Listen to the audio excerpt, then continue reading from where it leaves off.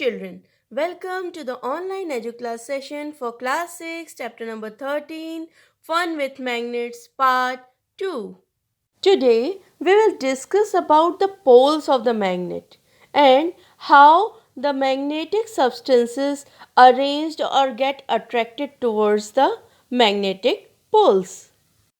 When we spread iron powder over the magnet, we find something special about the pattern they are getting spread over it.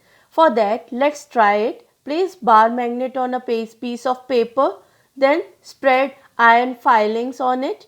And do you observe they are getting concentrated over some important parts of the magnet, and they are following some pattern of distribution like lines? Do it again. If you will take some magnetic substance in which iron filings are filled and then you put a magnet with north and south pole inside it, see the magic. Here again you will find that the iron filings are getting concentrated towards the corners and they are following a curved line pattern. So iron filings, when they are concentrated and attracted towards the ends of the bar magnet, these ends are known as poles. Poles are the region where the magnetic field is strongest. Do you know, children, our mother earth is also a big bar of magnet. Actually, magnets were known to people from ancient times. Many properties of magnets were known to them. You might have read many interesting stories about the uses of magnets. One such story is about the emperor in China named Huang Ti. He was having a chariot with a statue of lady that could rotate in any direction. That statue had an interesting property. It would rest in such a position that its extended arm always pointed towards south. By looking at the extended arm of the statue, emperor was able to locate directions when he was into the new places in on his chariot. Try to make such direction finder yourself. Think you are that emperor and you want to locate your instrument to find a direction. For that, what we can do is just take a bar magnet with a mark on its end for identification. Now tie a thread at the middle of the magnet so that you may suspend it from the wooden stand. Make sure the magnet can rotate freely. Let it come to rest. Mark 2 points, south and north. Show the position of the ends of the magnet when it comes to rest. Draw a line joining the 2 points. This line shows the direction in which the magnet was pointing in its position of rest. Do you find that magnet always comes to rest in the same direction? Now, I think you are able to guess the mystery behind the statue in the emperor's chariot. A freely suspended bar magnet always rests in such a position that its north pole is towards the north direction and south pole is towards the south direction. Try to find this direction from the rising sun in the morning. If you are standing facing east, your left will be the north direction. Using the sun for finding direction may not be very exact, but it will give you a raw idea about the direction north from the south on our line. Using this, we can figure out which end of the magnet is pointing towards the north and which is pointing towards the south. The end of the magnet which is pointing towards the north is known as north seeking end or the north pole. The other end of the magnet which points towards the south is known as south seeking pole or the south pole. All the magnets actually have two poles, north and south, regardless of the shape, size and everything. For centuries, travelers have been making use of this property for finding the directions. It is said that in olden days, travelers used freely suspended magnet for finding directions. Later on, compass was introduced with the same property. The device, which is usually containing a small box with a glass cover on it, A magnetized needle is pivoted inside the box which can rotate freely. It contains a dial with directions marked on it. Here I have shown you in blue color. The compass is kept at a place where we wish to know the directions. Its needle indicates the north and south direction when it comes to rest. There are actually several methods of making magnets. Let us learn the simplest one. Take an iron needle, place it on a table.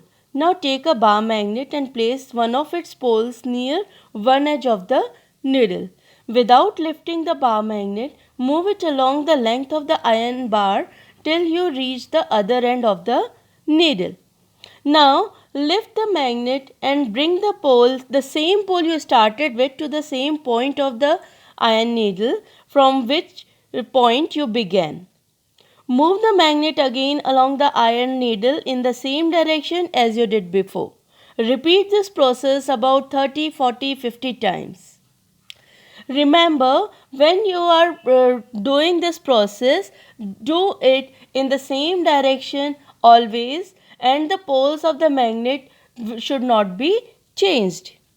So, this way we can prepare a magnet by rubbing magnet on a surface of a magnetic material. This way now you know how to make a magnet. Would you like to make your own compass as well? Let's start over. Magnetize a needle with a magnet.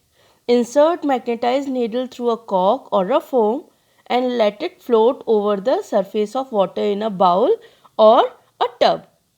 Make sure that needle does not touch the water.